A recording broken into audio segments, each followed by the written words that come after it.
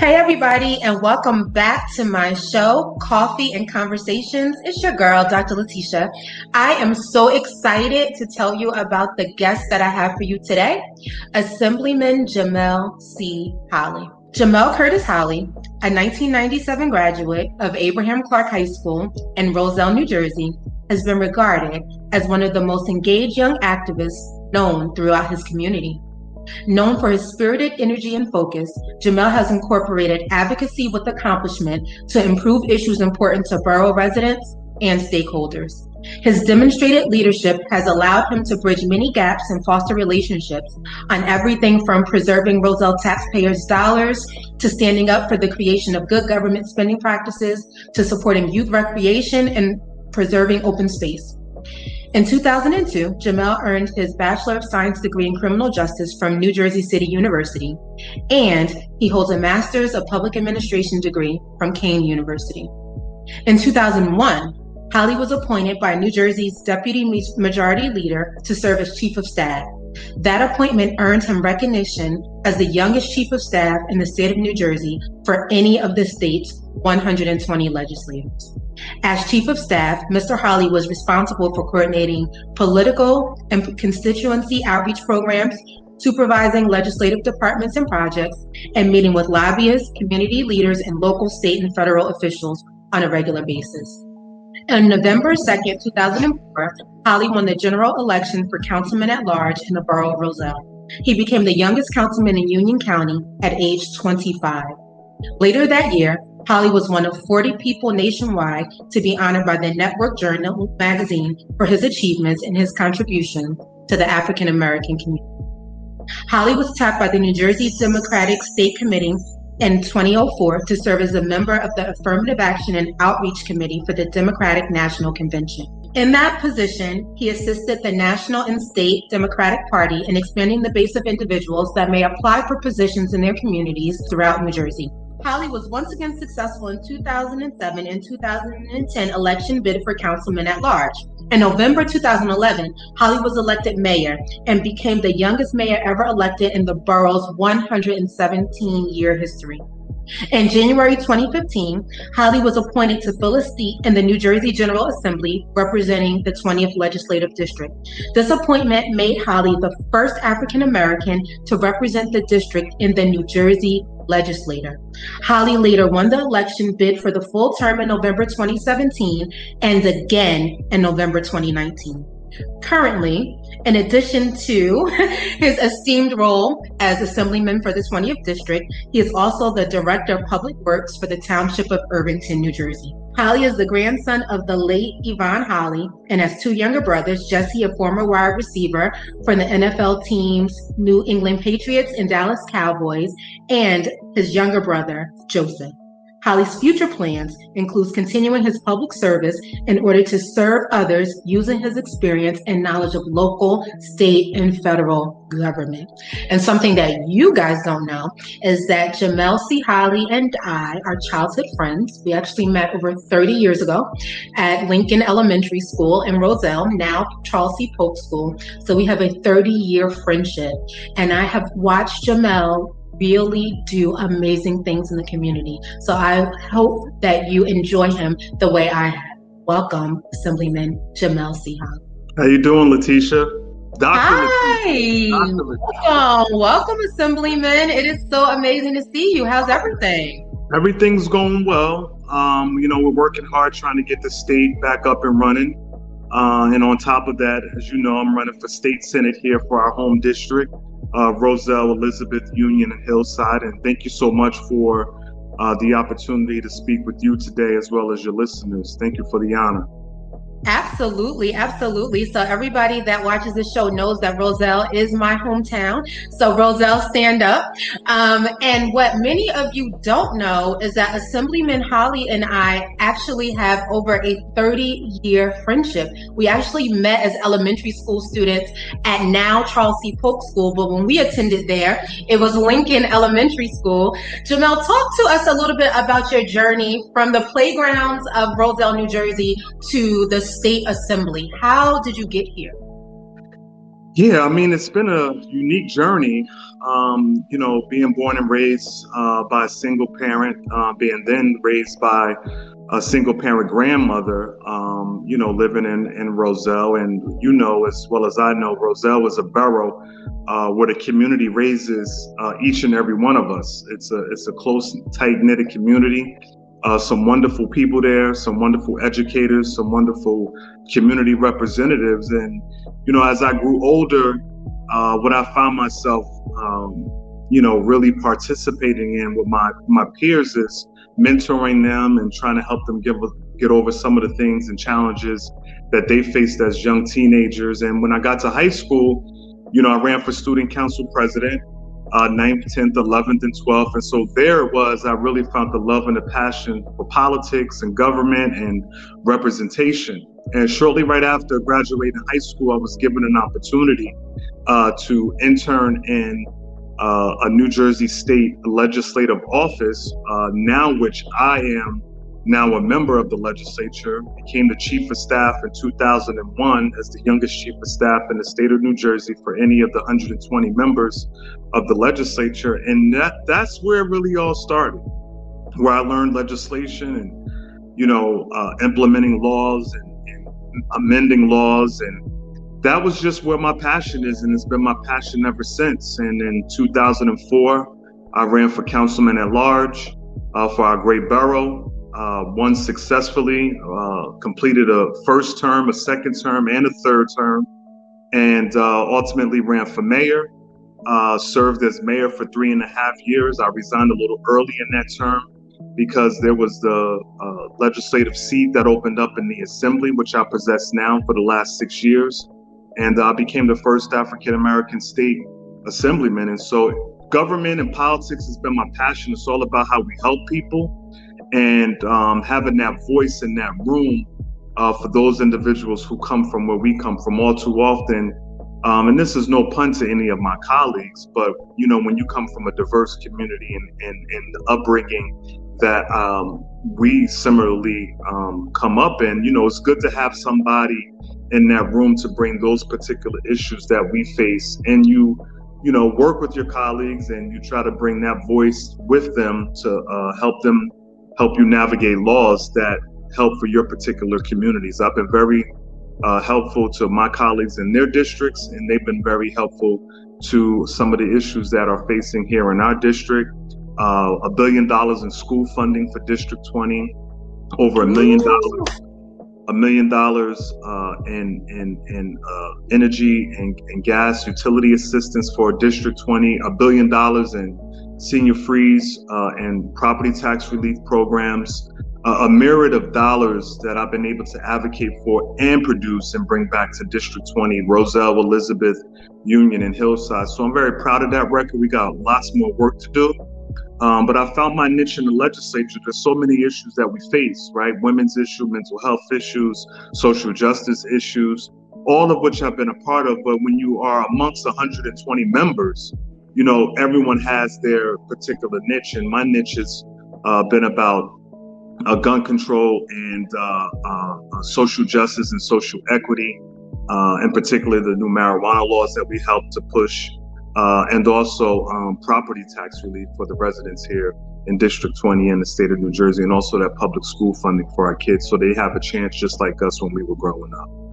Absolutely. Absolutely. Assemblyman Holley, I definitely tip my hat to you because I see your boots actually out on the ground, right? I see the work that you do and you're constantly in the community. And I think one of the things that, is important to mention is that we just had our national election last fall, and so many people had opinions on both sides. But I found that during all of those conversations, there was not a lot of onus put on our state representatives. There was not a lot of talk about what's going on locally, what's going on statewide. Why is it important for individuals to be involved in their state and local government? I mean, because that directly impacts them immediately. And that's a good point that you raise. I think we all get wrapped up in the national politics, which is good. I think we always should know and be involved with who we want for as our president and who we want as our U.S. senators and who we want as our Congress people. But that's more of a broader representation. It's not on the ground every single day on the kitchen table topics that your local representatives or your county or state representative actually have a direct impact in those households every single day. And so you often see in national politics, there's thousands and millions of people who register to vote and come out and vote. But then when it gets to the local and the state elections, it just drops off. So part of the challenge is because people don't know directly how local and state government really impact them, and they actually impact you way more than any level of government. And so that's been my focal point. My experience as a mayor is really allowed me to be in a unique position in the legislature. There's not too many mayors that have served in the legislature. So I'm able to bring those local kitchen table issues to the legislature and really, advocate and inform my colleagues that this has actually happened. Forget about the broader scale of things. Like, this is happening right now. What are we going to do to try to fix this, right? So when we were talking about the legalization of marijuana, right? We know, and I know, and you know, that marijuana has been a part of our communities for decades, right? And it's impacted people in our communities, people who we know personally, right? Low level possessions of marijuana arrest, low level possessions of marijuana convictions, convictions, all of which affect everyday people. So my stance in that argument is, my stance in that argument has always been, I know we want to legalize marijuana, but what are we going to do about the individuals who have had past convictions, who have had past arrests? What about the people who want to get into the business who look like us? What are we going to do about those individuals, those minorities, those women, those disabled veterans? And what ultimately we're going to do with the funds from the taxes that are going to be derived from this sale back? How do we get that funds back into our communities to help with the impact that the war on drugs had? And so that was my focal point in that debate. Even when we were talking about immigrant driver's license for individuals who were not from here, I saw a list of 200,000 people who are legal New Jersey residents who were on the driver's license suspension list. Legal New Jersey residents. So I said, listen, I know everyone wants to move forward with immigration license, but here I'm looking at a list of 200,000 people from New Jersey. And when you break down that list, it's African-American males, it's African-American females who are on this driver's license suspension list. A lot of them who had restrictions on because they missed a child support payment, or they missed some type of payment that prohibited them from getting their driver's license. So in that debate, I said, okay, if we're going to move forward with those types of driver's license for immigrants, remove this restriction for folks who look like me, and quite frankly, some that don't look like me, who are on this list because of a missed payment for child support. So how fair is that? So my voice is about leveling the balanced playing field, making sure they understand that we exist. And that's been a lot of my focal point in the legislation. We've had some very great progress over the last 6 years. Social justice definitely has been at the top of the priority. 88,000 people who are on parole probation can now register to vote and participate in voting. That was a law that I helped sponsor. So this is all about removing the barriers from all those times that have been those roadblocks have been put in place. And I think that my representation reminds the legislature that we exist, these barriers are in place, and we got to remove them. Absolutely. Assemblyman Holley, as you think about what your next endeavor is, which is running for Senate, so Holley for Senate, we are absolutely endorsing and supporting your next move. How will you take all you've done at this level for the past 6 years to the level of senator? How will the people see you transition, and what will that mean for all of us? Yeah, I mean, that's an excellent point. I'm going to continue to have the same passion and the same drive that I have in the lower house to the upper house. When you are a state assemblyman, that is the lower house, there's a certain amount of powers and change that you can possibly make in the lower house. But when you talk about moving up to the upper chamber, it brings a certain level of influence. And I want to use that influence as a state senator in this district that I have been doing a great job as an assemblyman. But, we have, senatorial courtesy. I have the ability to appoint judges to the bench. I mean, we live in a majority county here. Yes. And we've just only appointed our second African American judge on the Union County bench. To me, that is so mind-boggling. And you wonder why we have a lot of the imbalances in our judicial systems. We also have the ability as a state senator to approve or not approve gubernatorial candidates, our governor's cabinet positions. We want to make sure that we have a say in who is running our state departments. I can't do that as an assemblyman. I can do that as a state senator. I can use senatorial courtesy. I can help nominate judges to our benches. And it's all not about just putting in an African American, right? But it's also about leveling the playing field. Absolutely. All too often we hear about, well, why is this not happening? Why is this happening? Why is it? Well, because we haven't had a voice. It is so mind-boggling to me that in the history of the legislature, that Union County has not had an African American state senator ever. And so we're looking to remove that barrier, not because I'm an African American, but to bring that voice. When that voice is not at that table, or that voice is not in that room, how do you expect anything to change if they don't know where we come from or what we're dealing with? And that goes for minorities, whether they're Absolutely. Black, Hispanic, Haitian, or any of our Asian Pacific. But we balance the level playing field, right? African Americans and minorities need representation. This is what it's about. Just like women need representation, minorities and other cultures need representation. So you be that voice at that table so that people understand that you exist and this is what you're going for. Absolutely. So well said. I think that so many people need to recognize the importance of being in the room and putting people who represent the values, the things that they stand for in those rooms. And you absolutely represent those values for us. One last question before we go. We talk so proudly all the time amongst each other and even in our own endeavors about being from Roselle and really representing that town so well. What advice would you have for young people who came from the same places that we came from? Both of us are so blessed to be in the positions that we are in right now. What would you say to another young Letitia, another young Jamel growing up in Roselle right now? What advice would you give to them? I mean, a lot of folks don't know that Roselle's the first in light. We are the first borough, small village at that time, to be lit by Thomas Edison's incandescent light bulb. So we were the first in the world to see light. One of his testing sites was on 5th Avenue and Chestnut Street at the First Presbyterian Church. So I always use that particular example that said that if you're from Roselle, you could do it anywhere in the world. We were first in light, That's right. first in flight.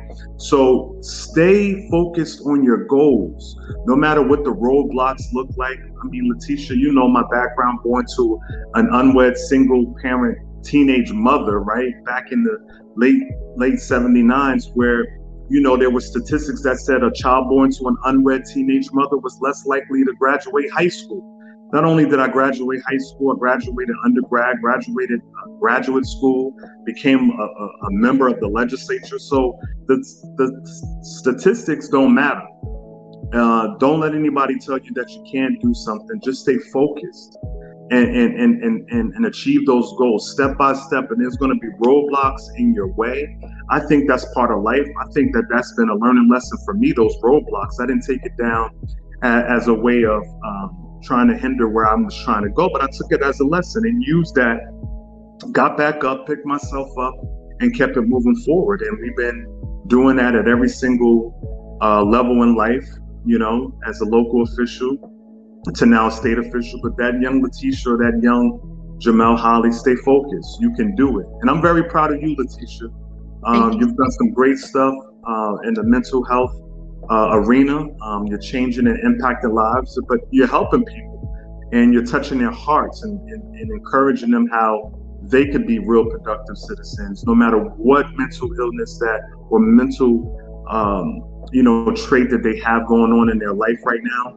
you are helping people, and I commend you for what you're doing. And I'm glad that we can always stay in touch and connect and change lives together. So thank you for the opportunity to be on your show. I hope the listeners continue to participate in this. I think this is one of the greatest shows out there to talk to people and get them to understand other walks of life, whether it be politics or music or other industries that you have other guests with. But this is good for people, and I think that you should continue that. Thank you so much, Assemblyman Holley. We look forward to your election as our state senator very soon, June 8th. Please make sure you are registered to vote. Make sure you go out and vote June 8th, Team Holley. Thank you so much, Assemblyman. Thank you, Dr. Letitia. God bless you.